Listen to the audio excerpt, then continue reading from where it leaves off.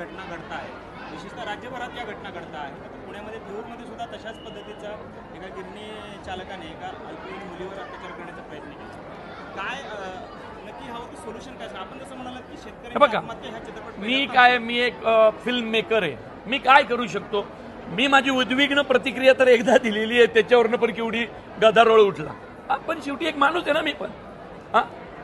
आता महाराष्ट्रात ज्यांना ज्यांना पोरी आहेत, जे पोरींचे बाप आहेत, ज्या पोरी आहेत, त्या पोरींच्या बापांना विचारा ती बातमी पाहिल्यावर काय झालं असेल. तर एक फिल्म मेकर म्हणून मी एकच गोष्ट करेल, मी एखादा तरी देऊळ बंदचे जे 11 भाग वाणी साहेबांनी डिक्लेअर केले आत्ताच सांगतो, एखाद्या भागात या अशा नरा धमांना चेचायला स्वतः आता स्वामींनाच यावं लागेल, एवढंच सांगतो तुम्हाला.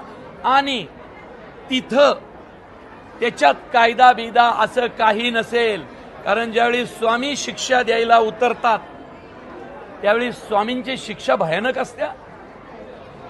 तुम्हाला काय वाटतं?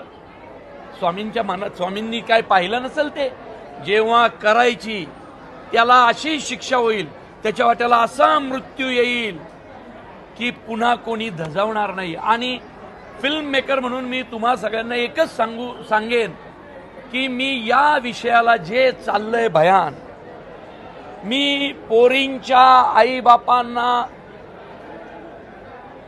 एक आशेचा किरण देण्यासाठी असा एखादा चित्रपट बनवेन की त्या नराधमांना असे मृत्यू दिसतील त्या चित्रपटात की ते पाहून पुन्हा कुणी असं करण्याची हिंमत करणार नाही. जसं मुळशी पॅटर्न नंतर शेतकऱ्यांच्या जमिनी धाक धपटशाने घेणं बंद झालं, कुणी काही म्हणा, पण मुळशी पॅटर्ननी शेतकऱ्याला खडबडून जागं केलं.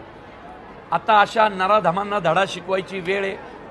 आत्ता भाग 2 आत्महत्या थांबवण्यासाठी येतोय, भाग 3 कदाचित वेगळा असेल, पण 4, 5, 6, 7 कुठेतरी या विषयाला वाचा फोडण्याचा मी प्रयत्न करेल.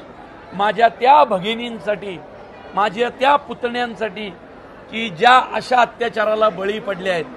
माणूस म्हणून खूप आपण कमी पडलोय सगळेच जण. आपण प्रयत्न करू आपापल्या क्षेत्रात याला वाचा फोडण्याची.